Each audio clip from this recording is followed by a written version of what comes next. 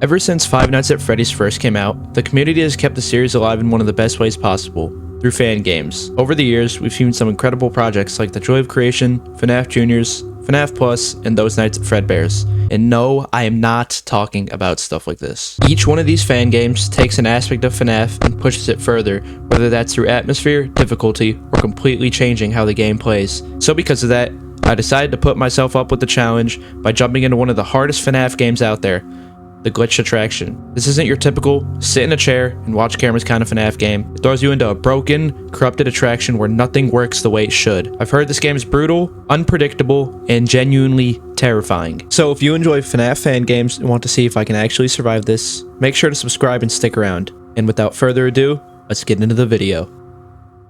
As the game starts off, we end up choosing our difficulty and are greeted by a text from our friend Kyle, who explains that he just left a new Fazbear attraction. Kyle then proceeds to give us a location to it and insists that we drop everything we are doing and come, which for some unknown reason we just end up listening to him. We are then met with these so-called welcome bots who give us a brief rundown of where exactly we are. Here, you creep me out. We then give the welcome bot all of our belongings before heading into the next room, where I am then introduced to the tip manager. The tip manager is what was going to be giving us pointers on how every attraction works, so we could at least have some understanding as to what was going on. I then proceed to walk into the next room, where I met with this. First room. Oh, it's Faz and the gang. Oh, hello, Foxy. What do you got here?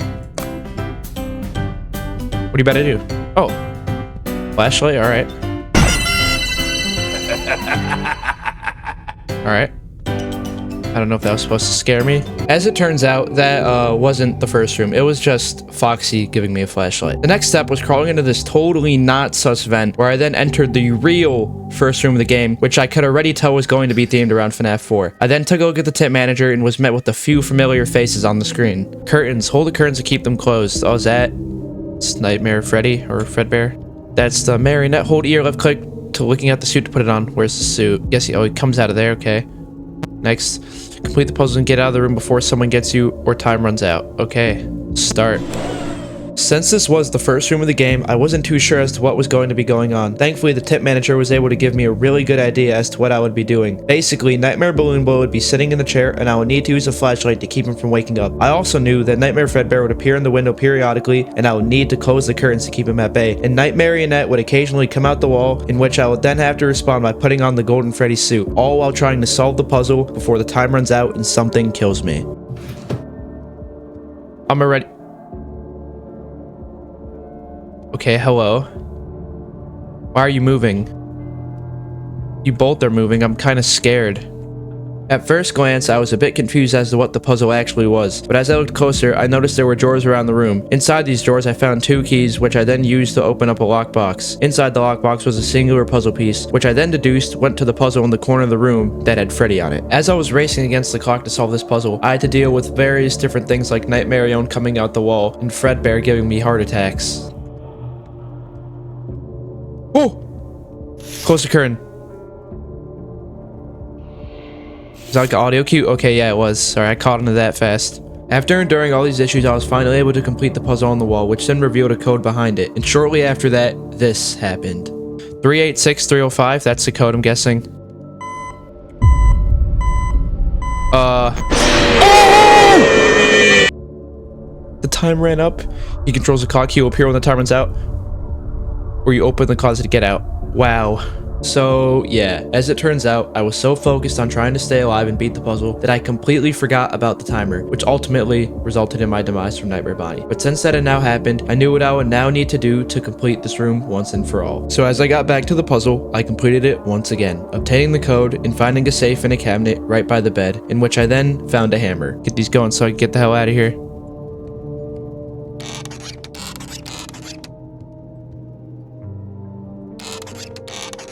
Am I done? Oh! What the hell? Oh my god, oh my god, oh my god! Let me through, let me through, let me through, let me through, let me through! Oh! Oh! That was way too close. Now because that was over, that had now meant I had completed the first of 6 rooms in the game. Where are we on to now? That was FNAF 4, so I'm guessing the games aren't in order. Let me take time to read this. Use lockers to hide. Alright, boom. Use the crank up to wind Freddy's music box. Alright, I don't know what that wasn't happening, so I'm confused. We'll figure it out. Complete the puzzle to get out the room. Alright, that's it. From what I could tell, based off the Withered Freddy tip, this level was based around FNAF 2, but besides that, I really didn't know much, so I looked around and I saw this. That cupcake? Like a door code right here. Hello? Oh. I don't like that. It's like a loop. What's around here? Now that I had seen Cupcake and Balloon Boy, I knew for sure that Chica must have been lurking around somewhere. And sure enough, my suspicions were true. There's something over here I should know about. Oh! Oh my god, it's Chica. Now that I knew of Chica, I would have to be extra careful as she was now roaming the room. And as I looked further around, I found numbers with symbols on the walls, which obviously correlated to the door codes I saw earlier. And while I was grabbing all the codes, I heard something in the vents above me. Oh, 4, that? Okay. Oh, okay. What is that noise? What is that noise? Oh my god, I'm gonna hide. I'm gonna hide. I don't know what that was in the vent. I don't want to find out though. Now on top of everything that was going on, I had to deal with an unknown threat, but despite that, I still continued to grab the codes to the door before one minor hiccup occurred. It's coming again, oh my god. Dude, what is that keeps dropping from the vents?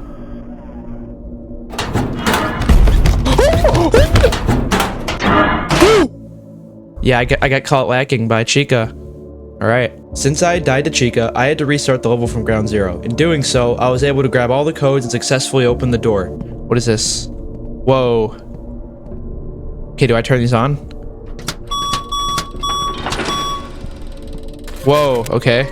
At this point, it had now seemed that I had started the second part of the room, because the power was on and Withered Freddy's music box was now playing. There was also a gear puzzle I had to solve by finding various gears around the room to put into it, and in doing so, I finally got to see what was coming from the vents. Oh, it is mangled. I knew it. I knew it. Now that I had the full scoop as to how this room functioned, the plan was simple. I would have to find gears to power the door around the loop-shaped room while staying out of Toy Chica's sight, as well as avoiding stepping on Cupcake and listening to the vents so I can know when to hide in the lockers from Mangled, all while making sure Withered Freddy's song stays winded up. Are you good?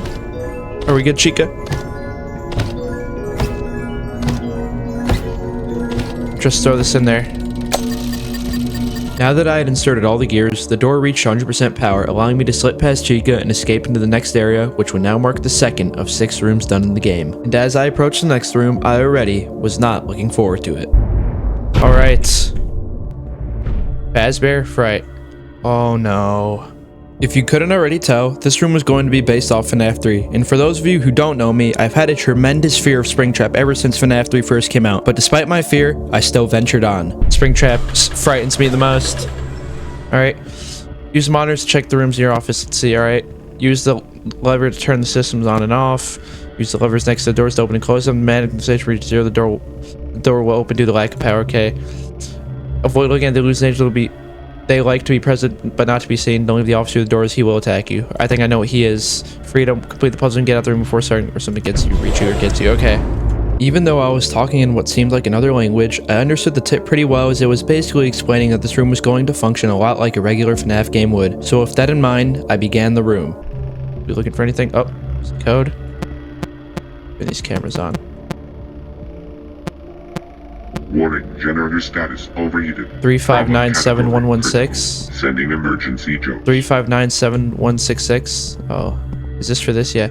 As I put in the code to the screen, I looked right at Phantom Foxy, which made my soul nearly leave my body. Hello? Oh my god.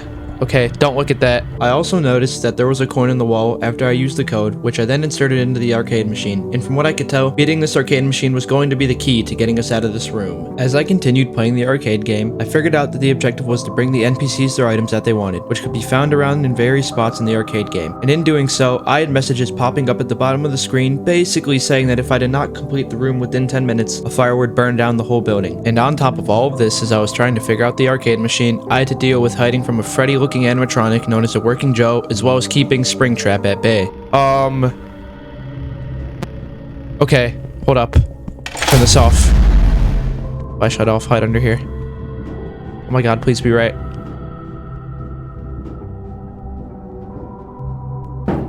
Yep, I knew it. You don't see me. You don't see me, Mr. Afton.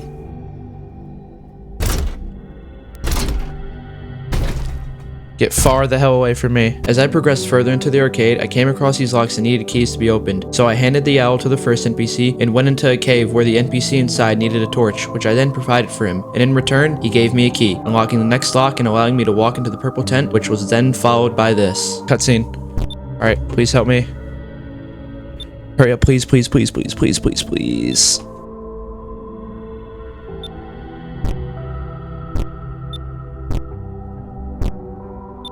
Spam this. Come on. Alright, are we done? If you guys couldn't already tell, I was extremely eager to complete this room. So as I continued looking on the cameras, I looked back at the arcade machine and noticed that there was a sort of combination puzzle on the screen that I had to figure out. And because of my detective skills, I was able to figure it out and put in a code into a lockbox that was on the counter since the room started. And in doing so, I was given a key that I could only assume went into the keyhole in the wall. And as I was doing this, I got another message at the bottom of my screen informing me that the building would burst up in flames soon. So as the time ticked down, my moment for escape had finally come. Generator exploded in 6, 5. Oh my god. 4, 3, 2, 1. Oh shit, alright. Do we go now? We gotta go now. Let's go. We're out. Oh my god, we're out, baby. Oh. Oh. Get away, get away, get away, get away, get away, get away. Please. Yep. Close the door. Boom. Goodbye. Whew.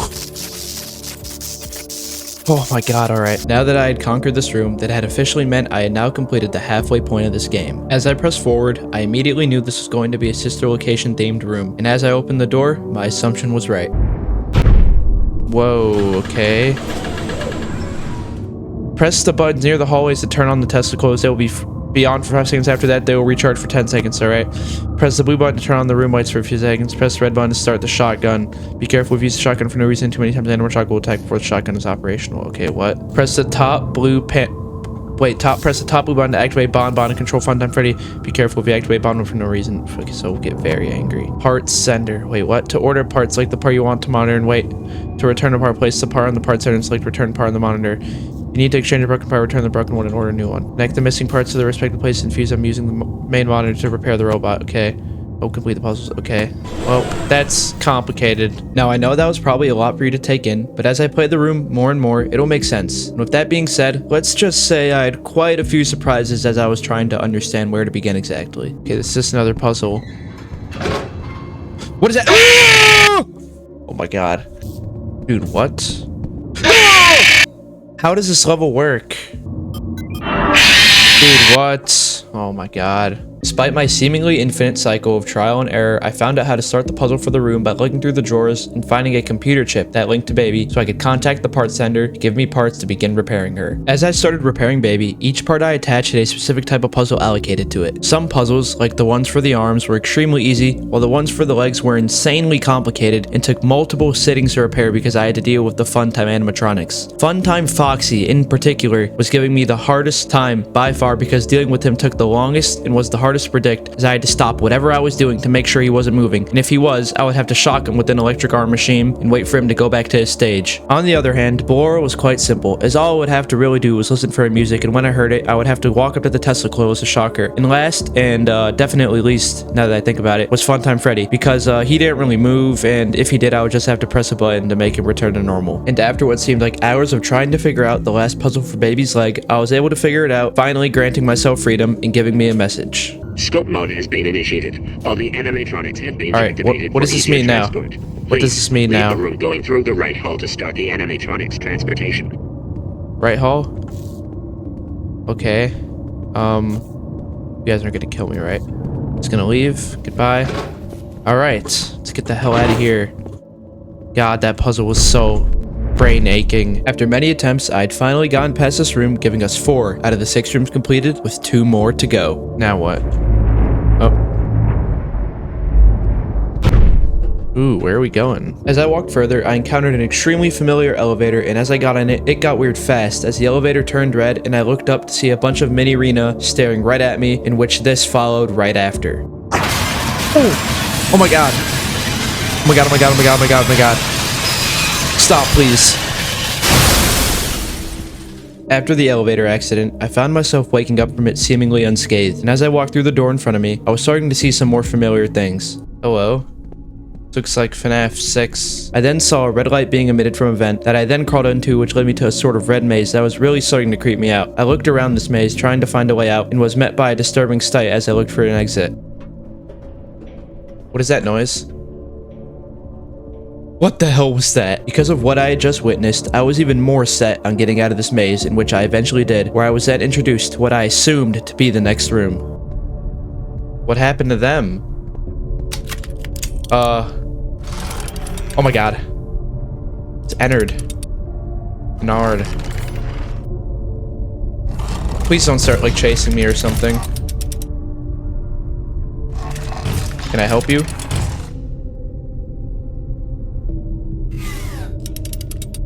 Oh! Oh my god. Dude, yeah, please. Let me get the hell out of here. After what had just happened, it was now apparent that Edward was after me and was going to be the main problem of this next room. As I found myself in the room, I was given a flashlight that I would have to rev up to keep its flash on. As I acquired this flashlight, I aimed at a solar panel that opened up into a door in front of me, which led into what seemed like a warehouse area. Press spacebar near a pallet to pull it down. I did not know what this meant at the time, but I would, find out the hard way. Oh my god. Goodbye, dummy. I'm out. Oh my god, oh my god, oh my god, oh my god, oh my god, oh my god, oh my god, oh my god. Pull down. I just killed myself. Yeah. Ah! Now that I had died to Ennard, I now understood that the pallets were to stop him from chasing me. So as I came back, I made sure to be extra careful this time around as I was looking for a generator that I had seen on the map. As I traversed through the warehouse, I found a crowbar on a desk and grabbed it because I knew it would be useful for something later. And shortly after, I found the room that I knew had the generator in it. There was a note on the wall from our friend Kyle, basically saying that we would need a keycard to open it, which I could find on his desk. So I went looking around from desk to desk until I eventually found the desk with the keycard in it that ended up needing the crowbar I acquired to open it, in which I then obtained the keycard and brought it back to the generator room, which was then followed by me turning on the generator. After the generator turned on, I noticed a screen in the generator room that showed 3 nodes and an exit door. This was showing me that I would need to activate 3 things around the map, which would then allow me to escape. And I knew that those 3 things were these computers with battery puzzles that I would now need to solve. So since I now had this knowledge, the plan was simple. I would have to avoid Ennard in the warehouse and use pallets as needed, and then go from computer to computer, solving each puzzle, which would then allow me to use the door and escape the warehouse. Boom, yellow, light, blue, green. Boom, we're out. We're gone. Yellow, yellow, red. Boom. Alright. Red, green, blue. Yoink. Alright. Now that I had finally completed the computers, I made sure the coast was clear of Ennard and made my escape out the door, meaning I had now completed the second to last room of the game. What evil hell are we in now? Going into this room, I was expecting a serious challenge, as one of the first things I saw was Music Man. And using that clue, I knew this room was going to be based off Pizzeria Simulator, and if this room was anything like the game, I would be in for a ride. Oh wow, this is, yep. Vent lights, use the levels on the vents to light them up with the flash. Monitor, use the monitor options to defend yourself from dangers. Complete the puzzles and get out the room before someone gets you or time runs out. Okay. At the beginning of this room, I was completely clueless as to what to do, as I was only given 2 clues that really didn't do a good job at explaining anything. So I just wandered around the room getting to know the place. Can I help you? Oh wow. That's pretty. I need money in here. Oh, am I just dead now? Yeah, I'm just dead now. I don't, dude. Oh my god. Kill me. God damn it. He'll be in the vent system if you see him use the flash in the vent to damage his eye and make him run away. Okay. Alright. So if I hear him crawling in the vents, that's what I gotta look at, right? Okay. Even though I had just died to Molten Freddy, I had now gathered some sort of information as to how this room functioned. And as I respawned, I noticed the game screen on the wall, which I started playing and realized this would be the first part to completing this room. As I got further into the game, it had a new level each time I completed the last one, making it all the more difficult along with mishaps like this. Alright. What the hell? While we sit in a chair, he will be moving very slowly over time to stand up and chase you. When he does, close the door to keep him inside and use the call system to return him to his seat. If you see that his head is up, get ready. Okay. So as it turns out, Scraptrap did not need my help. He in fact helped me by immediately speed blitzing me. At this point, I was understanding the room a lot more, as I now put it together that the panel on the wall was to stop Scraptrap from getting up and killing me. It had a sort of system that would close the door and play an audio cue to return him to his chair. Pose.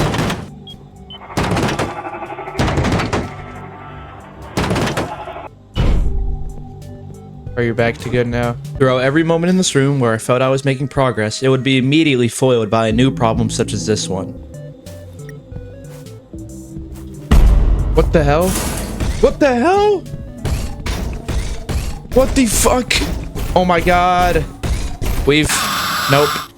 What did I do wrong there? Let's see. She will be off limits. Keep an eye on the woods to make sure she's not coming. If you see her, activate the repel system to avoid her reaching the fence and jumping it. Oh, okay. Me dying to Scrap Baby was by far one of the most beneficial things that could have happened to me, as I now fully understood all the dangers of this room. So I pressed on, completing the minigame level by level until a prompt came up on the screen telling me my prize was in the projector room, which I knew was one of the locked doors from earlier. Going based off that, I deduced I was going to need a key to open the door. While trying to find the key for the door, I noticed this animatronic puzzle, which I automatically knew had to do with getting the key. I also noticed papers with symbols around the room which corresponded to the puzzle, allowing me to solve it easily and acquire the key to open the projector room, where I was then met with Helpy and a coin sitting by him, which I brought over to the lefty-like animatronic from earlier because I knew it needed money. I then followed the button pressing combination from the paper next to it, which opened its mouth and gave me pieces of paper to bring to the projector room. Now, saying this last part was easy was an understatement, as every time I tried to put these projector pieces together, I had to deal with the animatronic sneaking up from behind me and trying to kill me. But luckily, I kept a keen eye of these threats and was able to complete the projector puzzle after some sweat, which then opened a door on the other side of the room, giving me access to bolt cutters, which prompted me to cut the chains on the gate, allowing me to escape, meaning I had now completed all 6 rooms of the game. But as I would find out, there was still one mystery that was soon to be solved. What the hell?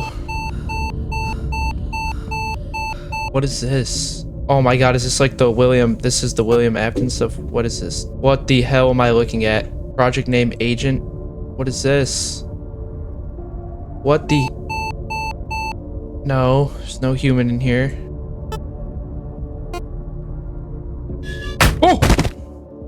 What? As we are knocked unconscious by Vanny, we wake up to find ourselves witnessing a horrifying sight as we see Burn Trap emerging from a charging station from the help of Vanny, who then proceeds to walk up to us. Oh! Is that it? Oh no. Of course it's not. As we walk out the door, we are met with what seems like almost a fever dream of the Bite of 83, showing what happened in gruesome detail as we go room by room. We are then shown this push, which shows us a cutscene.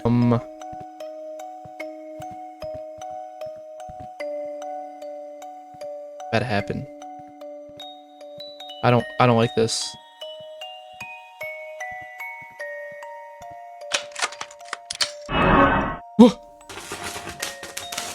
As the game comes to a close, we are met with what seems like an animatronic and human hand, with not much else being answered. Although my favorite theory suggests that Afton has taken control of our body and will use it to continue his evil plans. I want to give a moment to thank those who stayed around to the end of this video, as it took a long time to make, because people like you guys motivate me to make my videos every day. Now I'd really appreciate it if you guys subscribed, as it helps me out a lot. And as always, Bertoou out.